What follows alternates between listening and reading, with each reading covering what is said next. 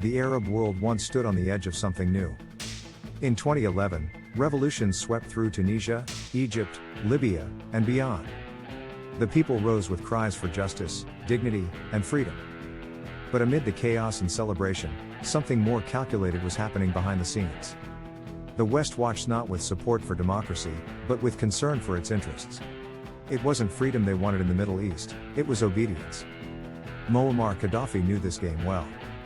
As Libya's revolutionary leader, he was both feared and respected. Domestically, he built a system where oil profits funded free healthcare, education, and infrastructure. On the world stage, he defied Western dominance. He called for a gold-backed African currency to liberate the continent from the grip of the dollar and the IMF. Gaddafi wasn't just challenging the financial system, he was challenging the empire. And he warned the Arab world, "They will come for me, and after me, they will come for you." In neighboring Egypt, those words echoed louder than ever. After decades under US-backed strongman Hosni Mubarak, Egyptians poured into the streets, demanding change. They achieved the unthinkable, removing a dictator through popular uprising. In 2012, Egypt held its first democratic election, and Mohamed Morsi of the Muslim Brotherhood was elected president. Whether loved or criticized, he represented the people's voice. But democracy was not what Washington had in mind. Morsi was not manageable.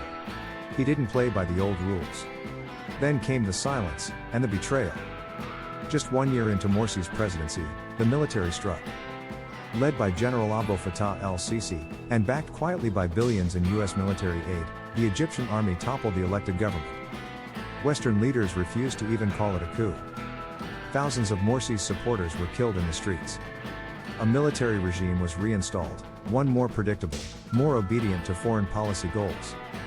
Democracy was sacrificed on the altar of strategic interest. Back in Libya, Gaddafi met the fate he predicted. In 2011, under the guise of humanitarian intervention, NATO launched airstrikes. Rebels, trained and armed with foreign support, surged across Libya. Gaddafi was captured, beaten, and killed in the desert. His country collapsed into chaos, factions, warlords, and foreign mercenaries carving it apart. The West called it a victory for freedom. But Libya became a failed state overnight. Africa lost a voice. The Arab world lost a symbol of resistance. The truth is, the Arab Spring didn't fail, it was hijacked. Egypt's first real taste of democracy was crushed. Libya was destroyed for daring to dream of independence. And Gaddafi's warnings, once mocked, now echo as prophecy. In the end, this was never about human rights. It was about oil, money, and power. And those who defy the empire, no matter how flawed they may be, are removed, not for the sins they commit, but for the sovereignty they represent.